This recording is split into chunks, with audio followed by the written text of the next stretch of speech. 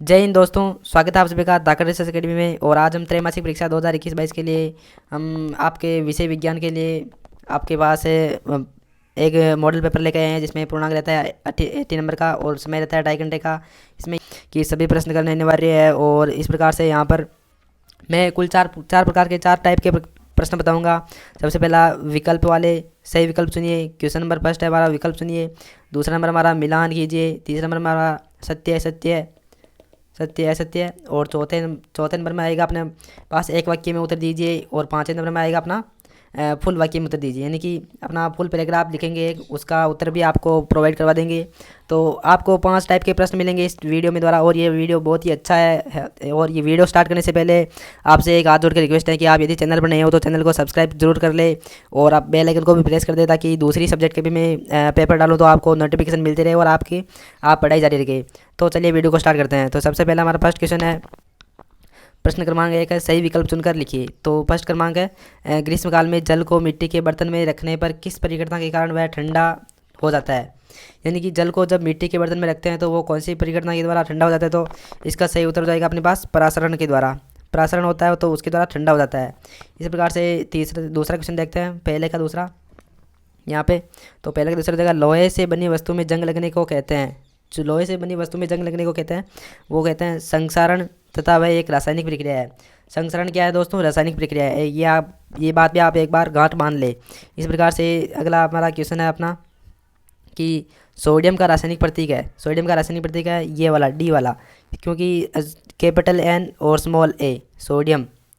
इस प्रकार से सोडियम का प्रतीक हो गया अपने पास एन ए।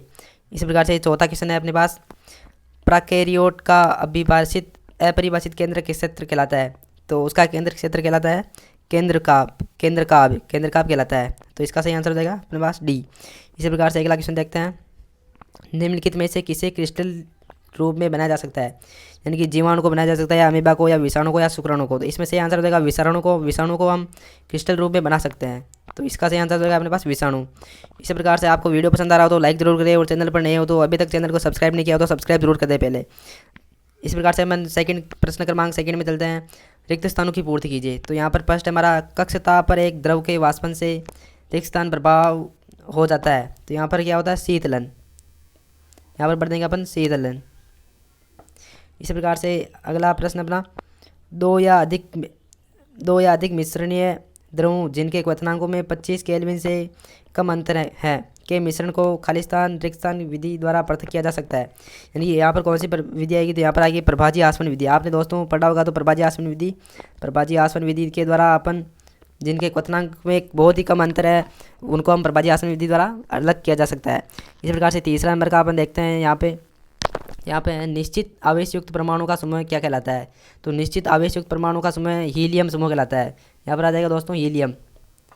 आप कॉपी में नोट करते जाइए इन प्रश्नों को सारों को, वीडियो को स्किप करके, ताकि आपको बाद में पढ़ने में ज़्यादा परेशानी नहीं हो, या फिर स्क्रीनशॉट दे लीजिए आप। इसी प्रकार से चौथा क्वेश्चन है, कोशिका का किचन किसे कहते हैं। कोशिका का किचन दोस्तों मैं बता देता हूँ, कोशिका का किचन हरित लवक को कहते हैं। हरित लवक होता है जो कोशिका का किचन है, हरित लवक ही खाना बनाता है सारा। इस प्रकार से हरित लवक हो जाता है, हरित लवक हो जाएगा यहाँ पर। अगला पांचवा, प्रोलेयम खालिस्तान को पौधों के पत्तियों में पहुंचाने का कार्य कहता है। यहाँ पर पत्ती से भोजन, प्रोएलम पत्ती से भोजन को पौधों के ऊपर तक पहुंचाता है। इस प्रकार से यहाँ पर पत्ती और भोजन हो जाएगा। तो अगला प्रश्न देखते हैं अपन। अगला प्रश्न आ रहा है, अपन सही जोड़ी बनाइए। यानी कि इनकी जोड़ी बनानी है। तो जोड़ी बनाने के लिए हम सबसे पहले यहाँ पर गैस का द्रव में परिवर्तन को क्या कहते हैं। तो यहाँ पर गैस का द्रव में परिवर्तन को कहते हैं संघनन कहते हैं। यहाँ पर संघनन आ जाएगा यहाँ पर। इसी प्रकार से खांसी जुकाम क्या है। तो खांसी जुकाम हो जाएगा अपने पास वायरस है एक प्रकार का। इस प्रकार से त्वचा रोग किससे होता है। तो यहाँ पर कवक से होता है, तो कवक आ जाएगा। इसी प्रकार से दही क्या है? अम्ल है एक, तो दही में अम्ल आ जाएगा। और टाइफाइड किसके द्वारा होता है? तो विषाणु के द्वारा। यहाँ पर विषाणु हो जाएगा। तो यहाँ पर ये सारे बिना नाम ने कर दिए इस प्रकार से। तो यहाँ पर बहुत ही आप अच्छे से सीख सकते हो कि एक बार फिर से रिपीट कर दीजिए। गैस का द्रव में परिवर्तन क्या कहलाता है? संघनन। खांसी जुकाम होता है वो वायरस के द्वारा होता है। त्वचा रोग होता है वो अपने पास कवक के द्वारा होता है। और दही है जो जिसमें अम्ल है, और टाइफाइड के द्वारा विषाणु होता है, विषाणु के द्वारा टाइफाइड होता है। इस प्रकार से अगला क्वेश्चन है, सत्य असत्य बताइए। इनमें सत्य असत्य बताना है। तो यहाँ पर ठोसों की संपीड़ितता नगण्य होती है। तो ये बात सही है, ठोसों की संपीड़ितता नगण्य होती है। ठोसों को हम बहुत कम ही दबा सकते हैं, उनको संपीड़ितन बहुत ही कम स्तर पर कर सकते हैं। इसी प्रकार से अगला प्रश्न है, उच्च रक्तचाप यानी कि दाब। अधिक वजन का व्यायाम के न होकर किसका होता है, तो इसका भी आंसर सही हो जाएगा, तो यहाँ पर सही हो जाएगा। इस प्रकार से तीसरा प्रश्न है अपने पास, टीकाकरण की खोज किसने, एडवर्ड जेनर ने की थी। तो हाँ सही बात है, एडवर्ड जेनर ने टीकाकरण की खोज की थी, ये भी बात सही है। इस प्रकार से मच्छर के कारण मलेरिया रोग नहीं फैलता है, तो ये बात यहाँ पर गलत बोल दी, मच्छर के काटने से मलेरिया रोग फैलता है, यहाँ पर नहीं आता, तो यहाँ पर सही हो जाता, तो पर इसका आंसर हो जाएगा गलत अपने पास, ऐसी सत्य बात है ये। इस प्रकार से पांचवा प्रश्न अपने पास, छींक एक संक्रमित रोग है, तो सही बात, ये भी छींक है, जो छींक होती है वो एक संक्रमित होती है, एक दूसरे से दूसरे में चली जाती है छींक, यानी कि संक्रमित हो जाती है। अगला प्रश्न देखते हैं पांचवा, एक शब्द में उत्तर दीजिए। मैंने बताया ना कि 5 टाइप के प्रश्न लेकर आऊँगा आपके सामने। पहला है विकल्प चुनिए, दूसरा है अपने पास रिक्त स्थान भरिए, तीसरा है मिलान करिए, चौथा है सत्य असत्य, और पांचवा एक शब्द के में उत्तर दीजिए। इस प्रकार से एक शब्द में उत्तर देना है, बिना झिल्ली वाली किसी कोशिका अंग का नाम लिखिए। तो बिना झिल्ली की बना कोशिका अंग का नाम लिखिए, तो जिसके झिल्ली नहीं होते वो राइबोसोम होता है, राइबोसोम। दोस्तों आप लिख लीजिए राइबोसोम, और वीडियो पसंद आ रहा हो तो लाइक ज़रूर करें। और सेकंड में, शुद्ध जल का क्वथनांक क्या होता है, तो शुद्ध जल का क्वथनांक होता है 100 डिग्री सेल्सियस या फिर 373 डिग्री केल्विन। यहाँ पर 100 डिग्री सेल्सियस लिखो या 373 डिग्री केल्विन लिखो, बात एक ही है, दोनों मतलब डिफरेंट है, ये केल्विन में है तो डिग्री सेल्सियस में। और तीसरा है एड्स का पूरा नाम लिखिए, तो एड्स का पूरा नाम हो जाएगा अपने पास acquired immunodeficiency syndrome, acquired efficiency deficiency syndrome. इस प्रकार से चौथा क्वेश्चन है, गर्मियों में हमें किस तरह के कपड़े पहनने चाहिए। तो गर्मियों में हमें किस तरह के कपड़े पहनने चाहिए, तो अपने को कपड़े पहनने चाहिए गर्मियों में सूती कपड़े, तो यहाँ पर आप बता देगा अपने पास सूती कपड़े पहनने चाहिए। और पौधों की जड़ कहलाती है, तो रेशेदार जड़ें कहलाती है, रेशेदार जड़ें होती है, रेशेदार। इस प्रकार से एक शब्द में उत्तर दीजिए। ये सारे प्रश्न हो गए, अपने पास 5 प्रश्न थे। अब अगला प्रश्न देखते हैं, प्रश्न क्रमांक अपना, सॉरी यहाँ पर 6 आना चाहिए था, पर 5 कुछ अपने टेक्निकल इश्यू हो गया था इसमें, तो 5 रहने दीजिए।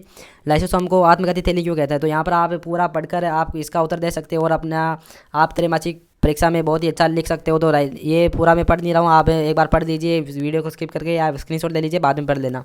तो इस प्रकार से ये बहुत ही अच्छा प्रश्न है। और अगला प्रश्न देखते हैं अपन, बहुकोशिकीय जीवों में उत्तकों का क्या उपयोग है। तो बहुकोशिकीय जीवों में लाखों कोशिकाएं होती है, इनमें से अधिकतर कुछ ही कार्यों को संपन्न करने के लिए होती हैं। प्रत्येक विशेष कार्य कोशिकाओं के विभिन्न समूह द्वारा किया जाता है। बहुकोशिकीय जीवों में श्रम विभाजन होता है, यानी कि बहुकोशिकीय जीव होता है वो श्रम विभाजन होता है, यानी कि थोड़ा थोड़ा काम सभी करते हैं। इस प्रकार से शरीर के अंदर ऐसी कोशिकाएं जो एक तरह के कार्य को संपन्न करने में दक्ष होती हैं, सदैव एक ही समूह में रहती है। यानी कि आपने देखा होगा कि क्लास 8 है तो क्लास 8 का एक समूह बनाया जाता है, क्लास 9 है तो क्लास 9 का एक समूह बनाया जाता है। इस प्रकार से भी कोशिकाएं मिल मिलकर कार्य करती हैं। जो कोशिकाएं एक तरह का कार्य करती हैं वो सारी एक झुंड में रहती हैं, फिर दूसरी कोशिकाएं दूसरा कार्य करती है तो वो सारी एक झुंड में रहती है। तो इस प्रकार से यहाँ पर अपने अपने समूह होते हैं। इस प्रकार से ये एक समूह हो गया, इस प्रकार से दूसरा समूह हो गया, ये इस प्रकार से तीसरा समूह है, इस प्रकार से सारे के सारे समूह होते हैं। तो अर्थात उत्तक बनाती है, रक्त प्लोयम उत्तक पेशी सभी उत्तक के उदाहरण है, यानी कि रक्त प्लोयम उत्तक पेशी सभी उत्तक के उदाहरण है। तो उत्तक के उदाहरण क्या क्या होते हैं, रक्त प्लोयम उत्तक, इधर अर्थात सभी कोशिकाएं बहुकोशिकीय समूह में उत्तकों का उपयोग होता है। इस प्रकार से 7वां प्रश्न है अपने पास, मिश्रण और यौगिक में अंतर बताइए। सॉरी इसमें प्रश्न क्रमांक 7 डालना भूल गया मैं, यहाँ पर प्रश्न क्रमांक 7 है मिश्रण और यौगिक में। तो इस प्रकार से आप देख सकते हो मिश्रण और यौगिक में 2-4 अंतर दिए गए हैं। यौगिक में उपस्थित परमाणु एक निश्चित संख्या में सहयोग करते हैं, और मिश्रण किन्हीं पदार्थों को किसी भी अनुपात में मिलने से बचाता है। और मिश्रण होगा तो यौगिक का रासायनिक संगठन निश्चित होता है, और यहाँ पर यौगिक का तो इसका संगठन निश्चित नहीं होता है।